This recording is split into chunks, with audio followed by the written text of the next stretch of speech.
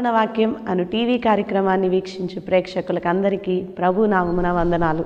ఇప్పుడు దైవజనురాలు, Christian counsellor, Great God Grace Ministries తరపున reverend doctor S Amrutharao garu వాక్య సందేశం అందిస్తారు. మనం శ్రద్ధగా విని వాక్యంలోని ఆదరణ పొందుకుందాం. దేవుని యొక్క సహాయాన్ని మనం అడుగుదాం. దేవుడు మాట్లాడితే మనకి మేలు, పరిశుద్ధాత్ముడు మనల్ని నడిపిస్తే మనకి మేలు. నా మాటలైతే అవి ఎందుకు పనికిరానివే, నా మాటలైతే అవి ఏమాత్రము మనం ఫలితాలను చూడలేం. కనుక మరి దేవుని యొక్క సహాయాన్ని మనం కోరదాం, ప్రార్థన చేసుకుందాం. తండ్రి అయిన దేవా, పరిశుద్ధుడా, నీకు స్తోత్రాలు చెల్లిస్తున్నాం. ఘనమైన మా దేవా, నా తండ్రి, నీకు వందనాలు, స్తోత్రాలయ్యా. తండ్రి నాయన, నీవే మమ్మల్ని నడిపించమని అడుగుచున్నాను. మా హృదయమును హత్తుకునేటువంటి వాక్యాలను మీరు మాకు దయచేయమయ్యా. నీ దినదాసురాలను మీరు జ్ఞాపకం చేసుకోమని యేసయ్య నామమున అడుగుచున్నాను తండ్రి. Amen, amen. కీర్తనల గ్రంథము 34వ అధ్యాయం 4వ వచనం నుంచి చదువుకుందాం. నేను యెహోవా యొద్ద విచారణ చేయగా ఆయన నాకు ఉత్తరం ఇచ్చెను. నాకు కలిగిన భయములన్నిటిలో నుండి ఆయన నన్ను తప్పించెను. హల్లెలూయా. చూడండి దేవుని బిడ్డలారా, నేను యెహోవా యొద్ద విచారణ చేయగా అంటే అర్థం ఏంటంటే మన యొక్క బాధలను ఆయనకు చెప్పుకొనుట, లేదంటే మన యొక్క ఇబ్బందిని ఆయనకు తెలియజేయుట, లేదంటే ప్రభువా నాకు ఈ పరిస్థితి వచ్చి ఉన్నది, నాకు ఈ ఇబ్బంది వచ్చినది, నాకు ఈ కష్టం వచ్చినది అని మరి ఆయనకు తెలియచేయుట. అప్పుడు ఏం చేస్తాడంటే దేవుడు మనకి ఉత్తరం ఇస్తాడు. హల్లెలూయా, హల్లెలూయా. దేవుడు ప్రార్థనలకు జవాబిచ్చేటువంటి వాడు.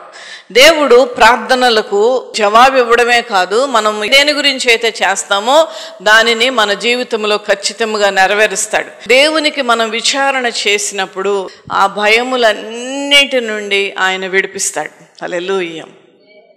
ఎన్ని భయాలు ఉన్నాయండి రోజుల్లో మన హృదయాల్లో. దాంట్లో ఎక్కువగా భయాందోళన కలిగించేటువంటివి కూడా చాలా ఉన్నాయి. అయితే దేవాది దేవుడు అద్భుతముగా భయములన్నిటి నుండి మనల్ని విడిపిస్తాడు. హల్లెలూయా. నాకు కలిగిన భయములన్నిటి నుండి ఆయన నన్ను తప్పించెను. వారు ఆయన తట్టు చూడగా వారికి వెలుగు కలిగెను. హల్లెలూయా.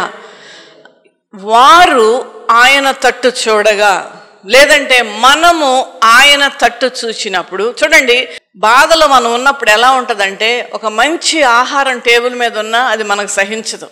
మన పరిస్థితులన్నిటినీ కూడా బాగున్నా, ఒక్కొక్కసారి మనం మంచి విహారయాత్రలకి ఒక్కొక్కసారి మనం వెళ్ళినా మన మనస్సులో గనక బాధ ఉంటే అదొక రకమైనటువంటి ఇబ్బందికరమైనటువంటి మాటలు కానీ, ఇబ్బందికరమైనటువంటి ప్రవర్తన కానీ మనలో ఆటోమేటిక్గా వచ్చేస్తుంది.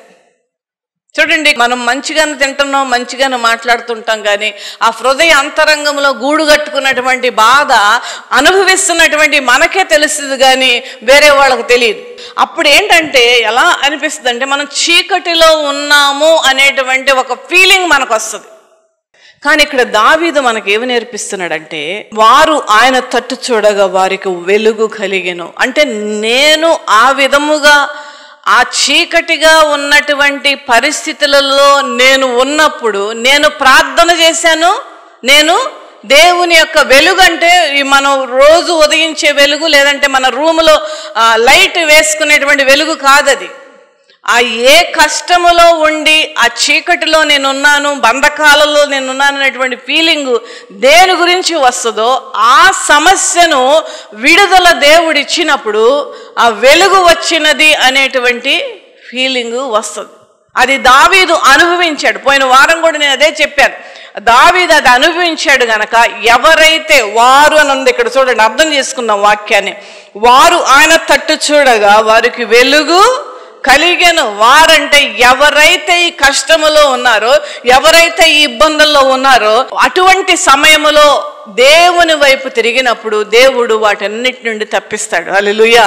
అయితే ఒకటి గుర్తుపెట్టుకోండి దేవుని బిడ్డలారా, అది దేవుని చిత్తమై ఉండాలి. అన్నీ చేసాడు దేవుడు.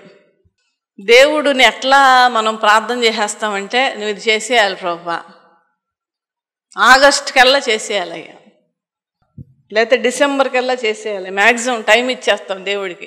దేవుడిని మన సర్వెంట్ లాగా ప్రార్థన చేసి నువ్వు చెయ్యాలి, నువ్వు ఖచ్చితంగా దీనిని చేస్తావు, చెయ్యాలి అని దేవునికి ఆజ్ఞలు ఇచ్చేటువంటి వారు కూడా ఉంటారు. కానీ దేవా ఎన్ని తలచినా ఏం జరిగినా జరిగేది నీ చిత్తమే. ఆయన చిత్తమే జరుగుద్ది మన జీవితాల్లో. ఎందుకంటే ఆయన చిత్తం మన జీవితంలో జరగడమే మనకు క్షేమం. ఎందుకంటే మనకి ఏది మంచిదో, ఏది మనకు అవసరమో, ఏది మనకు కావాలో దేవునికి బాగా తెలుసు. హల్లెలూయా, హల్లెలూయా. రకరకాలైనటువంటి పరిస్థితులు ప్రార్థనలో ఉంటాయండి. దేవుని కొరకు ఎదురు చూచుట, దేవునికి ప్రార్థన చేయుట అనేటువంటిది మనకు దేవుడిచ్చిన అద్భుతమైన ఆయుధం. హల్లెలూయా. ఆ ఆయుధము నువ్వు ఎంత పదును పెడితే అంత బాగుంటుంది. మన జీవితాలలో ప్రార్థన కూడా పదునైనటువంటి ప్రార్థన మనకు ఉండాలి. హల్లెలూయా. అప్పుడు చకచక కోసేసేటటువంటి రీతిగా మనవి కూడా దేవునిలో బాగా ఎదుగుతాం. చేయడం చేయకపోవడం అనేటువంటి తర్వాత. ఎందుకంటే దేవుడు ఖచ్చితంగా మన ప్రార్థనలన్నిటికీ ఆయన చిత్తమైతే దేవుడు ఖచ్చితంగా చేస్తాడు. హల్లెలూయా, హల్లెలూయా. అసాధ్యమైనటువంటి వాటిని దేవుడు మనకు అనుగ్రహిస్తాడు. చూడండి, వారు ఆయన తట్టు చూడగా వారికి వెలుగు కలిగెను, వారి ముఖములెన్నడూ లజ్జింపకపోవును. అంటే అర్థం ఏంటంటే ఎప్పుడు సిగ్గుపడరు. మనం ఒక విషయం గురించి ప్రార్థన మనం చేస్తున్నామంటే ఆ ప్రార్థన విషయంలో మనం ఎప్పుడు కూడా దాని విషయంలో మనం సిగ్గుపడం. బైబిల్ గ్రంథంలో చాలా గ్రాంధిక భాష ఉంటుందండి. ఎందుకనగా హెబ్రూలో ప్రింట్ అయినటువంటి బైబిల్ గ్రంథము ఆ ట్రాన్స్లేషన్స్లో మరి వస్తుంది. అయితే అద్భుతమైన గొప్పతనం ఏంటంటే తెలుగు బైబిల్ అటండి హెబ్రూ భాష యొక్క బైబిల్కి చాలా దగ్గరగా ఉంటుందట, చాలా దగ్గరగా ఉంటుంది. అయితే చూడండి దేవుని బిడ్డలారా, ఎప్పుడు కూడా మనం దేవుని వైపు తిరిగి ప్రార్థన చేసినప్పుడు మనం సిగ్గుపడనివ్వడు, ఓడిపోనివ్వడు దేవుడు. అయితే చూడండి, ఈ దీనుడు మొరపెట్టగా యెహోవా ఆలకించును. ఈ దీనుడు మొరపెట్టగా, ఈ దీనుడు అంటే ఆడోళ్ళకి కాదని అనుకోబాకండి. దీనుడన్నా దీనురాలన్నా అంతా కూడా దేవునికి ఈక్వలే. అయితే అక్కడ సందర్భానుసారముగా ఆ విధముగా రాశాడు.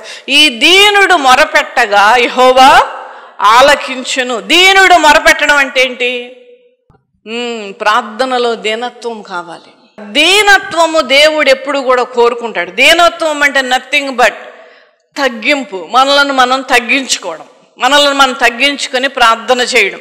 చూసారా, కమాండ్ చేసి అయ్యా నువ్వు ఈ టైంకల్లా ఇచ్చేయాలి, నేను అడుగుతున్నాను, నేను ఉపవాసం ఉన్నాను, నువ్వు ఇవ్వట్లేదు, ఈ రకమైనటువంటి ప్రార్థన. ఒకసారి నిర్మలా కాన్వెంట్లో ఉన్నప్పుడు దేవుడు నాకు ఒక ప్రేరేపణ ఇచ్చాడు. అదేమనంటే పశ్చాత్తాప ప్రార్థన. అంతకుముందు మనం ఏమైనా పాపం చేసి ఉంటే 3 దినాలు ఆ ప్రార్థనలు పెట్టాం.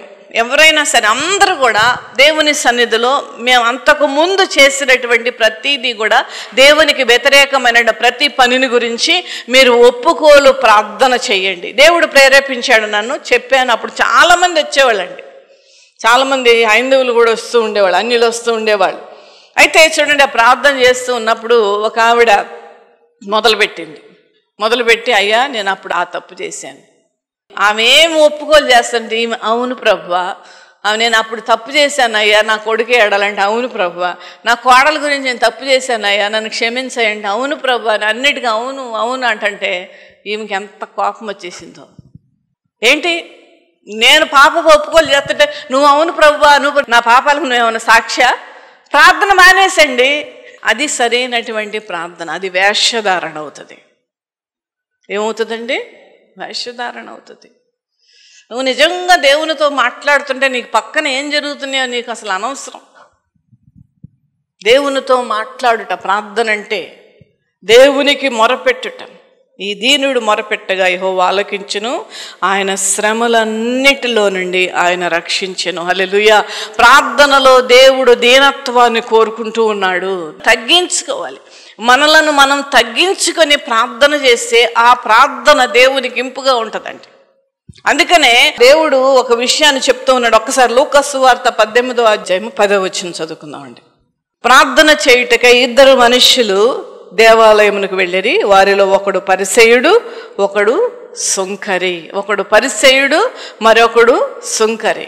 పరిసయ్యుడు నిలబడి, దేవా, నేను చోరులను, అన్యాయస్తులను, వ్యభిచారులనైనా ఇతర మనుష్యుల వైనను ఈ సుంకరి వలనైనా ఉండనందున నీ కృతజ్ఞతాస్తుతులు చెల్లిస్తూ ఉన్నాను. వాళ్ళు వ్యభిచారులు, నేను అలా లేను. వాళ్ళు దొంగతనం చేస్తున్నారు, అలా లేను. వాళ్ళు అబద్ధం ఆడుతున్నారు, నేను అలా లేను. ఈ ప్రార్థనలో ఏం కనపడుతూ ఉన్నది మీకు? వేషధారణ కనపడుతూ ఉన్నది, స్వనీతి కనపడుతుంది. స్వనీతి అంటే అర్థమైంది, నా సొంత, నా నీతి చాలా గ్రేట్ అండి. నేను ఇలా చేస్తాను, చాలా గ్రేట్. నేను ఇలా పాడుతాను, చాలా గ్రేట్. వాక్యం నేను బాగా చదువుతాను. ఇవన్నీ కూడా స్వనీతి. ప్రతిదీ కూడా దేవుడు నాకు ఇచ్చినది అనేటువంటిది అసలైనటువంటి భక్తి. నువ్వు ఇచ్చినందుకు నీకు వందనాలయ్యా అని ఆయన నామాన్ని కొనియాడుట సరైనటువంటి పద్ధతి. నేను వ్యభిచారంలాగా లేను, చోరుల్లాగా లేను, అన్యాయస్తుల్లాగా అంతకంటే లేను. అందును బట్టి నీ కృతజ్ఞతాస్తుతులు చెల్లిస్తున్నాను. ఇటువంటి ప్రార్థన ఇక్కడెక్కడెక్కడే ఉంటుందండి. లేదంటే మీ ఇంట్లో ప్రార్థన చేస్తుంటే అక్కడే ఉంటుంది. నీ మంచం ఎలా పడుందో, నీ మంచం పక్కన టేబుల్ ఎలా పడుందో, నీ బట్టలు ఎలా పడున్నాయి, అలాగే మన ప్రార్థనలు కూడా ఇక్కడే పడి ఉంటాయి. అందుకనే ఉదాహరణగా దేవుడు ఇక్కడ చెప్తూ ఉన్నాడు, అలా నేను ఉండనందుకు నీ కృతజ్ఞతాస్తుతులు చెల్లించినాను. వారమునకు 2 మారులు ఉపవాసము చేయుచు నా సంపాదన అంతటిలో 10వ వంతు చెల్లించుచున్నాను. ఇది చెప్పాలండి. వారానికి నేను 2 రోజులు ఉపవాసం ఉంటున్నాను. నా యొక్క సంపాదనలో 10వ భాగం నేను ఇస్తున్నాను. చెప్పాలా? దేవుడు తెలియదా? 10 సంవత్సరాల తర్వాత, 25 సంవత్సరాల తర్వాత కూడా ఈరోజు నువ్వేం చేస్తావు ఆయన తెలుసు. హల్లెలూయా! అంత గొప్ప దేవుడు. నేను ఎప్పుడు చెప్తాను, మళ్ళా చెప్తున్నాను, అమెరికా వీసా వెళ్ళటానికి మనం పేరు చెప్పంగానే పాస్పోర్ట్ అంతా అయిపోద్ది. ఆ పాస్పోర్ట్ తీసుకుని వెళ్ళి వాళ్ళకి ముందు పెట్టాలి. ఆ ముందు పెట్టినప్పుడు వాళ్ళు పక్కన కంప్యూటర్ ఉంటుంది, అమృత సరిపల్లి అమృతారావు అని కొట్టంగానే వాళ్ళకి నా హిస్టరీ మొత్తం వచ్చేస్తుంది. మరి దేవుడు మనుష్యులకు ఇంత జ్ఞానం ఇచ్చినప్పుడు, అనంత జ్ఞాని అయినటువంటి ఆ దేవాది దేవునికి ఇవన్నీ కూడా చాలా చిన్న విషయాలు, చాలా చిన్న విషయాలు. అంతరంగమును ఏం చూస్తున్నాడండి? నేను ఇస్తున్నదని చూస్తున్నాడు. పోన్లే, మంచిదే, నేను ఇస్తున్నాను. 2 వారాలు నేను ఉపవాసం ఉంటున్నాను, 10వ భాగం నేను ఇస్తున్నాను, ప్రార్థనలు చేసేస్తున్నాను, పాట పాడేస్తున్నాను, నేను లేకపోతే సంఘం లేదు. చాలామందికి ఉంటుంది అలాంటి తప్పు దేవుని బిడ్డలారా, తప్పు. ఇక్కడ చూడండి, వారములకు 2 వారాలు ఉపవాసం చేయుచు నా సంపాదన అంతట్లో 10వ వంతు చెల్లించుచున్నాను అన్న తనలో తాను ప్రార్థిస్తూ ఉన్నాడు. ఈ ప్రార్థనలు ఏంటంటే చుట్టుపక్కల వారు వినపడాలనే చేసేటువంటి ప్రార్థనలు. చెప్పాను కదా, ఇలాంటి ప్రార్థనలు ఇక్కడే ఉండిపోతాయి. దేవుడు అంతరంగంలో తొంగి చూసే దేవుడు. అంతరంగంలో ఎంత సత్యాయి, హిందీలో సత్యాయి అంటారు, ఎంత సత్యం ఉన్నదో, ఎంత నిజాయితీ ఉన్నదో దేవుడు చూస్తాడండి. ఫారినర్స్నికి దేవుడు ఎందుకు అంత ఆశీర్వదించాడో తెలుసా? నేను గమనించాను, నేను వెళ్ళినప్పుడు ప్రపంచంలో ఎక్కడ బెస్ట్ ఫ్రూట్, బెస్ట్ బియ్యం కానీ ఇంకెనీథింగ్, గోధుమలు కానీ ధనియాలు, ఏదైనా ఎనీథింగ్ ఉంటాయి కదా, ప్రతిదీ కూడా బెస్ట్ అమెరికాకి వెళ్ళాల్సిందే. నెంబర్ 1 క్వాలిటీ అమెరికాకి వెళ్ళాలి. ఎందుకు దేవుడు అంత ఆశీర్వదించాడు తెలుసా? ఇంకో విషయం చెప్తున్నాను, వాళ్ళకి అంత భక్తి ఏమి ఉండదండి. చాలామంది మందిరాలకు రారు, అసలు వాళ్ళు మందిరాలకు రారు. అమెరికన్ చాలా పెద్ద భక్తులు అని అనుకోకపోకండి, భక్తి పెద్ద లేదు వాళ్ళకి. మందిరాలకు రారు, ప్రార్థనలు చేసుకోరు చాలామంది. మోస్ట్ ఆఫ్ ది పర్సంటేజ్ గురించి నేను మాట్లాడుతున్నాను. కానీ దేవుడు ఎందుకు ఆశీర్వదించాడో తెలుసా వాళ్ళని? వాళ్ళు అవునంటే అవును, కాదంటే కాదు. అందుకనే అమెరికన్స్ హౌ ఆర్ యూ అని అంటే ఐఎమ్ ఫైన్ అనే మాట అనరాడు. ఫైన్ అంటే సూపర్లేటివ్ డిగ్రీ, టూ మచ్ అనమాట. అలా ఎవరైనా ఎవ్వరు ఉండరు. అందుకనే ఐఎమ్ గుడ్ అంటారు. నేను కూడా నేర్చుకున్నాను అది. ఐఎమ్ గుడ్, బాగున్నాను. ఏదన్నా అంటే ఇది అవునా కాదంటే వాళ్ళ నోటెమ్మట అది అవునంటే అవును, కాదంటే కాదు. ఇంకోటి తెలుసా, వాళ్ళు ఎవరిని మోసం చేయరు, ఎవరిని మోసం చేయరు. వాళ్ళు బ్రతికేదో వాళ్ళు బ్రతుకుతారు. సత్యం వాళ్ళలో ఏమున్నదో, వాళ్ళు బయటకు ఒకటి ఆ లోపల ఒకటి వాళ్ళకు ఉండదండి. అందుకనే దేవుడు ఆ దేశాన్ని దీవించాడు. చూడండి దేవుని బిడ్డలారా, వాళ్ళు సేవ విషయంలో కూడా వాళ్ళ గుప్పిళ్ళని విప్పుతారు. సత్యము వాళ్ళల్లో ఉంటుంది కనుక దేవుడు ఆశీర్వదించాడు. చూడండి దేవుని బిడ్డలారా, ఈ యొక్క వ్యక్తి ఒక పరిసయ్యుడు చేస్తున్నటువంటి ప్రార్థన దేవుని యొద్దకు వెళ్ళిందా అంటే అది వెళ్ళలేదు. అయితే ఏ ప్రార్థన వెళ్ళిందంటే కింద ఇక్కడ రాయబడం చూద్దామండి. అయితే సుంకరి దూరముగా నిలవబడి ఆకాశం వైపు కన్నులెత్తుటకు ధైర్యము చాలక రొమ్ము కొట్టుకొనుచు, దేవా పాపినైనా నన్ను కరుణించమని పలికెను. ఎంత అద్భుతమైన ప్రార్థన అండి, చిన్న ప్రార్థన. ఇక్కడ ఇతనేమంటున్నాడు, నేను 2 మార్లు ఉపవాసం ఉంటున్నా, నా సంపాదనలో 10వ భాగం ఇస్తున్నాను, నేను వ్యభిచారంలాగా లేదు, నేను ఆళ్ళలాగా లేదు, నేను దొంగతనం చేయట్లేదు అంటే స్వనీతిని చెప్పేటువంటి ప్రార్థన. అయితే రొమ్ము కొట్టుకొనుచు ఇతడు ఏం చేస్తున్నాడంటే, ఈ సుంకరి దూరముగా నిల్చుండి ఆకాశం వైపు కనులెత్తుటకైనను ధైర్యము చాలక.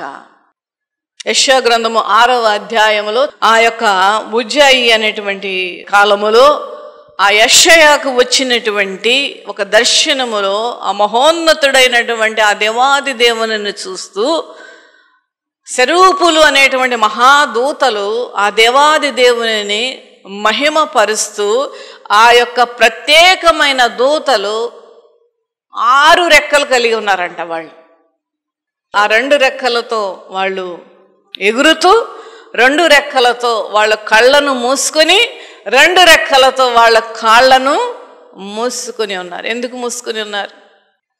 ఆ మహోన్నతుడైన మహిమగల దేవుడిని చూచుటకు మాకు అర్హత లేదయ్యా. ఆ మహిమను మేము చూడలేం. అంతవరకు ఎందుకు యేసు ప్రభులు వారు మానవుడికి ఎందుకు వచ్చాడు ఈ లోకానికి? దేవుడుగా వస్తే మనం తట్టుకోలేమండి. హల్లెలూయా. అంత మహిమగల దేవుడు ఆయన. దేవుడుగా ఆయన వచ్చి ఆ మహిమతో ఆయన సంచరిస్తూ ఉంటుంటే ఎవరు తట్టుకోలేరు. అందుకని ఆయన మానవుడిగా వచ్చాడు. అయితే యెషయా గ్రంథంలో ఉన్నటువంటి వాక్య భాగముల గురించి వెళ్దాం. ఆ యొక్క మహాదూతలండి, సెరూపులు. అక్కడ సెరూపులని రాసినటువంటి ఫుట్ మార్కులో మహాదూతలు అంటే, తర్వాత ఇంటికి వెళ్ళి చదువుకోండి. మహాదూతలైనటువంటి ఆ మహాదూతలే ఆ పరిశుద్ధుని చూస్తూ 6 రెక్కలు ఉన్నప్పుడు ఆ 2 రెక్కలతో వాళ్ళ ముఖమును కప్పుకొని, మరి 2 రెక్కలతో కాళ్ళను కప్పుకొని ఉన్నారు. మేము దేవుని సన్నిధిలో నిలవబడి ఉన్నాము, మా అపవిత్రమైనటువంటి పాదములు ఆ పరిశుద్ధునికి చూపించడానికి మేము తగము అని ఆ రెక్కలతో కప్పుకున్నారు. మహాదూతలు, సెరూపులుగా పిలువబడుతున్న మహాదూతలే అంత ఇదిగా ఉంటే, ఆఫ్టర్ ఆల్ మనుష్యులం, మనం ఎంత ఇదిగా ఉండాలి దేవుని సన్నిధిలో. అందుకనే ఈ సుంకరి అయినటువంటి వ్యక్తి రొమ్ము కొట్టుకొనుచు, దేవా పాపినైనా నన్ను రక్షించమని పలికెను. రొమ్ము కొట్టుకొనుచు కన్నులెత్తుటకైనను ధైర్యము చాలక, దేవా నన్ను కరుణించుము నాయన అని చెప్పి ప్రార్థన చేస్తున్నాడు. ఈ రెండిట్లో ప్రార్థన ఎవరిది బాగున్నది అసలు చదివితేనే మనకు అర్థమైపోతుందండి. కరెక్ట్గా మనం ఈ వాక్యాన్ని చదివితేనే మనకు అర్థమైపోతుంది దేవునికి ఇంపైన ప్రార్థన ఏది, దేవుని దగ్గరికి వెళ్ళేటువంటి ప్రార్థన ఏది అని. అయితే నేను ఒకటి చెప్తున్నాను దీంట్లో ఉన్నటువంటి విషయం. మనం దేవుని మందిరానికి వచ్చి ఈ సుంకరి వలె ప్రార్థన చేసి తగ్గించుకొని, తాము తగ్గించుకొని కన్నీళ్లతో, అయ్యా మేము ఎంత పాటి వారు, మేము ఎలాంటి వాళ్ళం, మా ఏమి ధైర్యం చాలదయ్యా, మాకు అదయ్యా మాకు ఇదయ్యా అని చేసి బయటికి వెళ్ళిపోయి మన యాటిట్యూడ్ చూపించకూడదు. యాటిట్యూడ్ అంటే ఏంటి అంటే గర్వముతో కూడిన ప్రవర్తన. చాలామంది ఆ రకమైనటువంటి ప్రవర్తిస్తూ ఉంటారు. చూడండి, మనము మందిరములో ఎలా ఉంటామో, ఎంత గౌరవం దేవునికి ఇస్తామో, అదే విధముగా మన ఎదుట ఉన్నటువంటి మనుషులకు కూడా గౌరవం ఇవ్వాలి. అది దేవుడు మెచ్చుతాడు. నిజముగానండి, మేము చాలా మందిని చూసాము, అన్నీ ఉన్నటువంటి వారు ఎంత అద్భుతముగా ప్రవర్తిస్తారో తెలుసా? తగ్గింపు. చూడండి, మనము లోకములో ఉంటున్నప్పుడు మనం క్రీస్తుని ప్రకటించాలి. మన యాటిట్యూడ్ చూపించకూడదండి. మందిరంలో చాలా బాగుంటాం, ఒప్పుకుంటాను నేను. మందిరంలో వేడుస్తాం, ప్రార్థన చేస్తాం, అయ్యా నీవే దిక్కయ్యా. అదే తగ్గింపు, అదే వినయము, అదే విధేయత మనం మనుష్యుల దగ్గర కూడా చూపించాలి. అక్కడికి వెళ్ళంగానే కాళ్ళు ఎగరేసుకుని ఇష్టానుసారమైన మాటలు, ఇష్టానుసారమైన ప్రవర్తన చేయుట దేవుడికి ఇష్టం ఉండదు. దేవుని బిడ్డలారా, దేవునికి ఇష్టం ఉండదు. మీరు సరిచేసుకోవాలని నేను తెలియజేస్తున్నా మీ ఆత్మీయ తల్లిగా. నా వాక్యాలు ఎప్పుడు కూడా ఇదే ఉంటాయి. ఎందుకనగా దేవుడు ప్రాణమే పెట్టాడండి మన గురించి, మిగతా అన్ని ఇవ్వడండి. ఆయన ప్రాణమే అర్పించాడు, ఆ పరిశుద్ధతనే విడిచిపెట్టి వచ్చాడు, మన కొరకు శ్రమలు పొందాడు, అన్నీ ఆయన త్యాగం చేసి ఇచ్చాడు. మనకి ఇవన్నీ కూడా ఇవ్వడండి, ఇస్తాడు దేవుడు. కానీ మనము ఆ ఆశీర్వాదములకు అర్హులైనటువంటి జీవితం మనలో ఉంటే దేవుడు గుప్పిళ్ళని విప్పుతాడు మనకి. హల్లెలూయా, హల్లెలూయా. దీనులను లేవనెత్తుతాడు దేవుడు, దీనులను బలపరుస్తాడు దేవుడు. దీనత్వం మనం కలిగి ఉండాలి. అందుకనే ఆయన యెరూషలేమునకు ఆఖరి ప్రయాణము యెరూషలేమునకు వస్తూ ఉన్నప్పుడు దీనత్వంతో కూడినటువంటి ఆ గాడిదనే కావాలనుకున్నాడు ఆయన. గుర్రాన్నో ఏనుగునో ఇంకోటి టీవీ కలిగినటువంటి జంతువును కోరుకోలా, దీనత్వం కలిగినటువంటి ఆ యొక్క గాడిదని ఎన్నుకున్నాడు. ఆయన దీనుడిగా ఈ లోకానికి వచ్చాడు, దీనుడిగా ప్రాణం అర్పించాడు, దీనుడిగా శ్రమలు అనుభవించాడు. మనం ఎందుకండి బయట అలా చూపించడం? ఎందుకు చూపించాలి? ఎందుకు అలా ప్రవర్తించాలి మనం? నేను చెప్తున్నాను కదా, మళ్ళీ అన్నీ ఉన్నటువంటి వాళ్ళు ఎప్పుడూ కూడా ఆ యాటిట్యూడ్ని చూపించరండి. కనుక దేవుని బిడ్డలారా, వీళ్ళిద్దరి గురించి వారు చెబుతున్నటువంటి ప్రార్థన విషయము దేవుడు ఎందుకు ఈ లూకా సువార్త ద్వారా మనకు తెలియజేస్తున్నాడంటే, నీ ప్రార్థన ఏ విధముగా ఉండాలని మనకు తెలియజేస్తూ, అటువంటి ప్రార్థన మీరు చేస్తూ అదే యాటిట్యూడ్తో మీరు బయటికి వెళ్ళి అదే విధముగా మీరు ఉండాలి. అది ఎప్పుడు వస్తుందో తెలుసా? పరిశుద్ధాత్ముడు మీలో ఉంటే. పరిశుద్ధాత్ముడు మీలో ఉంటే ఆయనే నడిపిస్తాడు మన జీవితాలను. ఒక వాక్యాన్ని చదువుకుందామండి. యోబు గ్రంథం 5వ అధ్యాయము 11వ వచనం చదవండి ఎవరన్నా. అట్లు ఆయన దీనులను ఏం చేస్తాడంటండి? ఉన్నత స్థలము. నువ్వు ఉన్నత స్థలానికి వెళ్ళాలని నీకు ఆశ ఉన్నదా? అందరికీ ఉన్నత స్థలానికి వెళ్ళాలంటుంది. ఉన్నత స్థలానికి వెళ్ళాలంటే ఏం చేయాలండి? దీనత్వము మనం కలిగి ఉండాలి. దీనత్వం మనం కలిగి ఉండాలి. ఆయన దీనులను ఉన్నత స్థలములో ఉంచును, దుఃఖపడు వారిని క్షేమమునకు లేవనెత్తును. ఈ రోజున నీ యొక్క హృదయములో దుఃఖము కూడుగట్టుకొని ఉన్నదేమో, పడిపోయిన స్థితిలో నువ్వు ఉన్నావేమో, బాధతో కృంగిపోయినటువంటి స్థితిలో నువ్వు ఉండొచ్చు ఈ రోజున. కానీ దేవుడు లేవనెత్తుతాడు. హల్లెలూయా, హల్లెలూయా. ఓడిపోనివ్వడు ఆయన. ఎప్పుడు ఓడిపోనివ్వడు తెలుసా? నువ్వు పరిగెత్తుతూ ఉంటేనే గెలిపిస్తాడు, బలాన్ని ఇస్తాడు, శక్తినిస్తాడు. పరిగెత్తాలి నువ్వు. నేను పరిగెత్తకుండా నేను కూర్చుంటాను, అయిపోయింది నా పని అంటే. ఇప్పుడు పరుగు పందెంలో ఉన్నటువంటి వారిని గెలవాలని ఒకడికి ఉందండి, గెలవాలని ఉంది, బాగానే ఉంది. కానీ పరిగెడితేనేగా, అవునా? గెలవాలని ఆశ ఉన్నది బాగానే ఉంది, కానీ పరిగెట్టాలిగా, అలిసిపోకూడదు కదా, పరిగెట్టాలి. లేవనెత్తుతాడు దేవుడు, క్షేమాన్ని ఎత్తుతాడు, దీనులను దేవుడు ఆదరిస్తాడు. హల్లెలూయా, హల్లెలూయా. కనుక దేవుని బిడ్డలారా, దావీదు ఒక అనుభవంలోనూ ఉన్నాడు. కష్టాలు ఇబ్బందులు వచ్చినప్పుడు దేవుని వైపు తిరిగి దేవుని యొద్ద నుండి సహాయం పొందుకొని అన్నిటిలోనూ విజయాన్ని దావీదు ఏ విధముగా పొందుకున్నాడో నేను ఇలా పొందుకున్నాను. అందుకనే ఎవరైతే ఆ యొక్క దీనస్థితిలో ఉన్నారో, బాధలో ఉన్నారో, మీరందరూ కూడా దేవుని వైపు తిరగండి. అప్పుడు మీ యొక్క జీవితము కానీ మీ హృదయము కానీ సిగ్గుపడనివ్వకుండా దేవుడు చేస్తాడు. హల్లెలూయా, హల్లెలూయా. ఈ రోజున అదే వాక్యము దేవుని పెట్టారా, అదే వాక్యం. ఆఖరుగా మనం కీర్తన గ్రంథం 35వ అధ్యాయం 10వ వచనం చదువుకుందాం. అప్పుడు యెహోవా నీ వంటి వాడెవడు? మించిన బలము గల వారి చేతి నుండి దీనులను దోచుకున్న వారి చేతిలో నుండి దీనులను, దరిద్రులను, విడిపించువాడవు నీవే. హల్లెలూయా. నీవే అంటే అర్థం ఏంటి? నీవే అనే ఎక్కడైనా వచ్చిందా అంటే నీవు తప్ప ఇంకొకళ్ళు లేరని అర్థం. నీవే దీనులను లేవనెత్తేటువంటి దేవుడు. మీ యొక్క యాటిట్యూడ్ బయట కూడా క్రీస్తు బిడ్డగా ఉండాలి. దీనత్వం కలిగి ఉండండి, తగ్గింపును కలిగి ఉండండి, ఇతరులను గౌరవించండి. క్రీస్తుని మీరు రిప్రజెంట్ చేయాలి, క్రీస్తుని వలె మీరు ప్రవర్తించాలి. మనుష్యుల మధ్యలో, మందిరములో కాదు, మనుష్యుల మధ్యలో కూడా. కనుక దేవుని బిడ్డలారా, ఓడిపోనివ్వడు దేవుడు మనలను, ఓడిపోనివ్వడు. కానీ నువ్వు పరిగెట్టాలనేటువంటి ఆశ నీకు ఉండాలి. హెచ్చించేటువంటి దేవుడు మనకున్నాడు, దీవించేటువంటి దేవుడు మనకున్నాడు. ఆయనకు ప్రార్థన చేసినప్పుడు శంకరి ప్రార్థన వలె. ఈ ఆత్మీయ సందేశం విని మీరు ఆత్మీయంగా బలపరచబడ్డారని మేము విశ్వసిస్తున్నాము. మీ ప్రార్థన అవసరతలు ఏమైనా ఉన్నాయడలా మాకు తెలియచేయండి.